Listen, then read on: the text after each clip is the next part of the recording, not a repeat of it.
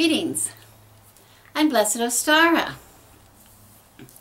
I just thought I'd jump on here real quick, and I mean real quick today. I know I say that, but I never am really quick. But today I'm going to be quick. And talk a little bit about dressing your altar for a Sabbath or for whatever reason. I just dressed my altar for Ostara, and it's a quick dress. It's something that I do pretty often when I'm really busy, and I wanted to tell you a little bit about my method, because it can become, when we're really busy, your altar, dressing your altar should not be the thing that takes up your time. You want your altar to be able to work for you, okay? Your altar is someplace, you should have at least one place, one space. It doesn't have to be a big space, but one space that you have ready for you when you need it. It's like the same kind of thing as I talk about when I have things in my witch's cupboard for when I need it. Okay, I have sage bundles, right? I have sage bundles that I make ahead of time for when I need to cleanse something. Or I have incense blends ready for when I want to use incense. Or I have candles at the ready, different color candles for different purposes maybe, or just general candles for use. I have altar cloths ready to go at the ready when I need to set a space that is not a normal altar, or some kind of tiles, or some kind of something that I can put down on a table and create a sacred space with it. Okay, now I celebrate 8 Sabbaths a year, and but I don't change out my altar 8 times. I mean, I don't change out every altar. Let's be honest. From any time you speak to me, I will have a different amount of altars. You know, I used to have more than I have right now because I used to maintain a regular altar in the bedroom and a regular altar in the office. Those are not there right now because of the remodeling, and also my cats and altars don't really mix. They're not very respectful of my altar in the bedroom. So that's kind of gone, and my office altar is gone because of the remodel. I do maintain all the time an altar space in here in my parlor, and an altar space in the back sun porch for, that's my healing altar, which I always maintain. I also have a Buddha altar, a little Buddha altar in the foyer to welcome people. Other than that, like, it's just really simple little spaces. But I want to say, I don't redress altars all the time, especially the one here. Well, the other ones I really don't redress. They get refurnished as I'm using them. But the one in here is the one that really represents the Sabbaths to me. That's the one that I use for Sabbaths. And I do not, I want to tell you, completely redo the altar 8 times a year. I do not do that down to bare bones. I mean, I want to be honest. Sometimes it means a lot to me, but right now I'm kind of busy. So right now I'm into, how can I have a working altar that really represents the Sabbath to me and keep to my busy schedule? So I kind of do things like, I have an altar cloth. I changed the altar cloth today, but this altar cloth, normally, it just needed changing. But normally I have the same altar cloth, or have been having the same altar cloth for Imbolc, Ostara, and Beltane. I've been keeping those grouped together, and perhaps even on to Litha. I keep that kind of a summery, spring summery kind of an altar. But not necessarily. That would be, you know, my light time of the year, and then my dark time of the year I would change. Sometimes a black altar, a black and gold altar, a dark green. I have an altar cloth that's dark green and black, so a darker color of altar cloth. But sometimes I do it 3 times. Sometimes I like nothing but black at Samhain, or I like, you know, other colors at Yule, whatever. So anyway, my point is, but basically I try to keep, like right now I'm really busy. So right now this altar cloth is going to stay on through Beltane, probably through Litha, I'm not sure. So it's going to get me some good use. But how am I going to reflect the altar different in different seasons of the year? How I'm going to do that is through changing out items. Okay, just changing, adding and subtracting items. Okay, and I'm going to turn my camera around. I'm going to show you what I have. But what I mean by items is I might change the candles. Of course, we're going to use the candles, and they're going to be burned. But even if they didn't get burned all the way down, if they're not, I like to change out colors for different Sabbaths. I like to change out incense blends for different Sabbaths. We've talked about that before. I have special things on my altar right now, which I will share when I turn my camera around, and that I'm not going to really leave on there for Beltane. I'm going to put different things on for Beltane. You might recall one of my past altars around Beltane. I think I built a little maypole that stood in my cauldron on my altar, which was cute out of ribbons. And I only put that on for Beltane, and then I took it off after Beltane was finished. And I don't mean necessarily the day of the day of Beltane itself, but the season. But I want to say that some of the decorative items that I put on there for the beginning of the Sabbat get moved later. And I'll point out which ones would and why I would move them. But, of course you can guess why I would move them, but we'll talk about that when I turn the camera around. But what I'm trying to say is I'm trying to encourage you to have your altar space be fluid, not static. Don't set up an altar, leave it up there for 6 weeks or whatever time until the next Sabbath. Tear it down, rebuild the whole thing, leave it up, and then tear it down. I mean, you can do that, and if that's something you really enjoy and you have time to do it, that's fantastic. But I want you to use your altars. I want you to use the altar. The altar is not just to look at. How do I use it? Other than, I might use it for a ritual, but you see that I don't really do rituals too much at home anymore. I usually do group rituals now. But if I did, or a small ritual, I could use it. But what I mean, I keep a space for, if I want to, well, of course, we've already talked about if you want to do a spell, you need a space, right? You need a space. Other than that, what do I use it for? I use it for all kinds of things. I have these little bags that were on the altar before, and each one of these things contains a special talisman, once for my husband, once for myself, that we consecrated. Remember, we consecrated these?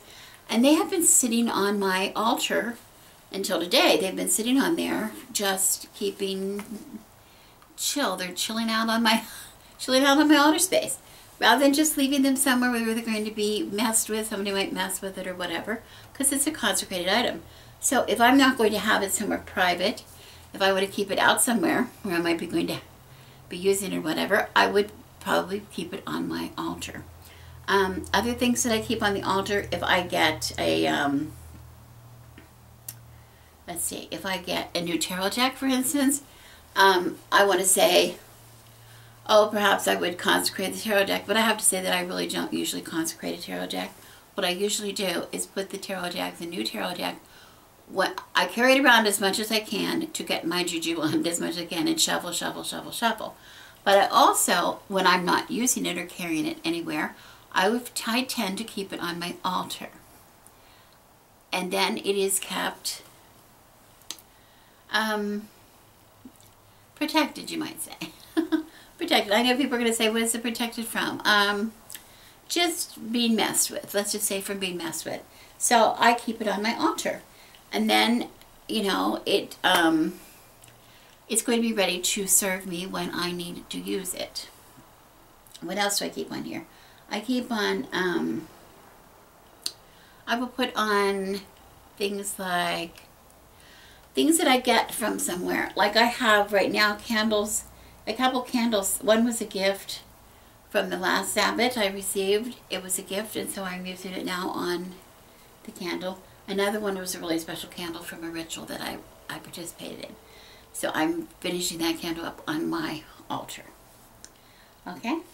So anyway, just a quick thing. I just want to say that it gives you, by maintaining an altar space of some type, you're able to add, subtract continually, fluidly throughout the Sabbath and still keep this altar intact. These things don't have to stay on the altar. Other things can be added, other things can be taken away. Okay? So I'm going to turn my camera around, and I'm just going to describe a few things that I have there. Okay, here I go. Okay, here we are. I think I've showed you before, but the sun of light and dark divided equally, light and dark, on the wall there takes the place. Usually I have the Wheel of the Year plaque up there. This is one of my favorite purchases that I made at Hobby Lobby, which I love. I used to avoid going into Hobby Lobby, but now I kind of like buying my pagan supplies at Hobby Lobby. Sometimes it gives me a little bit of a junior high thrill. So anyway, that's up for now. That will come down. That's one of the things that will come down after the equinox. The season of the equinox is over, is past. When we get into Beltane, we'll put the Wheel of the Year back up there. I have a vase here. This blue vase to the right is full of pussy willow. Of course, it's not real pussy willow. I wish it was. But that's a sign of spring for me from my childhood. We don't have pussy willow here that I know of in California, but because the weather's not cold enough. But it was always a sign of spring for me, and always loved it very much. So I have that on my altar. I have my corn dolly, which you have seen before.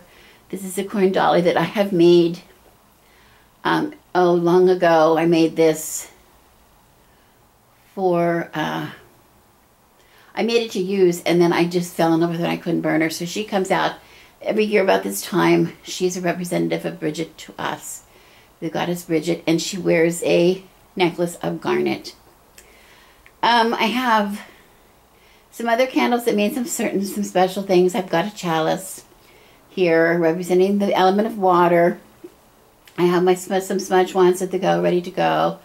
In the back of the altar, underneath the sun, I have some gemstones. I have an amethyst and a rose quartz. I have salt in a dish beside, representing the earth. On the paten in front of those, I have something very special. I'll show the candle. I'm gonna take the camera off and come up and show you in a minute what it is. But it's a bird's nest that came out of our lemon tree when we were trimming one year, and it's made out of my dog Finley. I have no longer have him, but it's so precious that I have that. I also have a little piece of what is it? A comb from bees. Honeycomb. Honeycomb from the bees that were insisting on living under my gazebo. We had to keep having to have them moved. And this is what was left, this little bit of honeycomb the last time they moved. No bees were harmed. They were taken somewhere safe. But anyway, so I love that on the birds and the bees for this Sabbath. It's really cool. Of course, my athame in the front. Then I have my little egg cup beside with some flowers. That is an egg there from my chicken, Dixie Cheeks, actually. And then I have a bunny, the hair representing, representative of this time of the year. And it is a little stuffed rabbit that my husband Joe had as a child. So that's a true antique. And then I have colors. You can't really see them. My colors are all yellow and pale green, all of them, and white. Okay, I'm going to come a little closer and show you some of my special things. So hold on 1 minute. You can see the gemstones in the back and the salt in the front. And on the paten, you can see the honeycomb in the very front. The bird's nest in the back.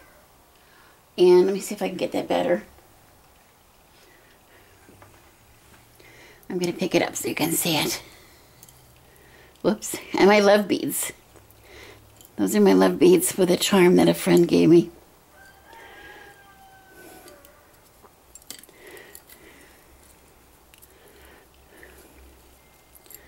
Okay.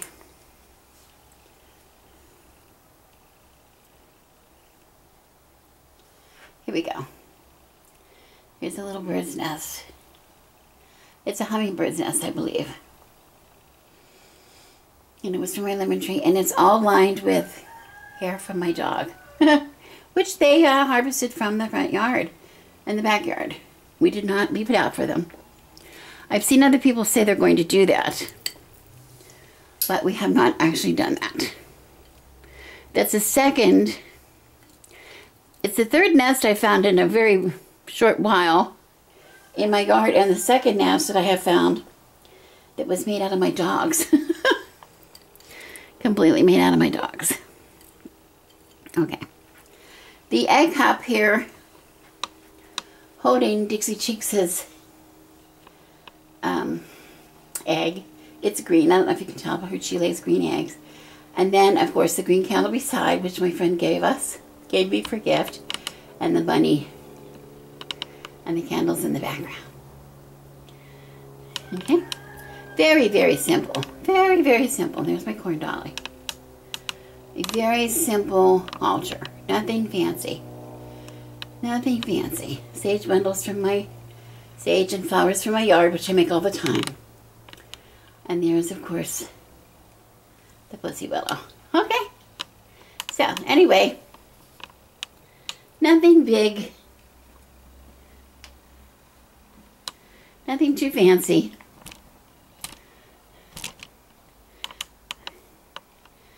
There it is. Okay. Anyway, just thought I would share. Keep an altar, but keep it simple. Don't let it rule your life. You know, just let it happen naturally as you need it, and it will work for you. Okay, I almost forgot to tell you what items on my altar that I do not leave on the entire season of Ostara. Those would be the more delicate items or timely items. Like, for instance, I don't leave a fresh egg for my chickens on the altar. Of course, I could for the time because it has never been refrigerated yet, so it still would be safe to do so. But I hope to eat that egg, so it's not going to stay on my altar. I'm also going to not leave, of course, the bird's nest on the altar because it's a very delicate thing.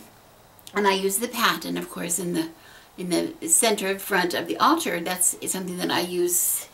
That's where I would put something like a tarot deck or a talisman or something that I wish to leave on the altar for some reason. Of course, if I wanted to do any kind of spell work or anything like that, I use the paten, the pentacle stone there on the front of the altar for that. So those would not stay on there. The bunny, the little bunny, probably would not stay on there either. Because when I go to burn incense and do all the other things that it's going to be, and other tools that I'm going to need for whatever I'm doing, it's probably going to be in the way. Because I'm going to have to add, I add a cauldron, a little cauldron. I use a charcoal disc when I burn incense on the altar. My incense blend is, of course, in another little dish that is on the altar. So, and it's not a very big space. So use your, I'm just using common sense. But they're still around, they're still here, and they're going to be there throughout at least the next few days. They're going to be there on the altar. Okay? But as we get closer to Ostara, as we get closer to Beltane, I'm going to be probably changing things out for Beltane. Okay, when these candles are finished, if they burn down, I'm going to just go ahead and get some out for Beltane. Or if I remember, I've showed you before with my incense blends, if my incense blend is gone, and we'll get the Beltane incense out and you start using that, or some other, depending on what I'm using the altar for, I might use some general incense. But other than that, it's just because it is a working altar. Remember, it's a working altar. Do what you need to do. Don't be afraid. There's nothing written in stone about how you set up an altar. For some people it is, but and if you're doing it with a group, they're probably going to have ways that they want to do it. But for you, I want you to do it the way it feels right for you and the way that it will work for you, however you want to use it. Okay, that's all I have to say. This is a good short video. Thanks for watching. I am Rebecca, and I wish you blessings.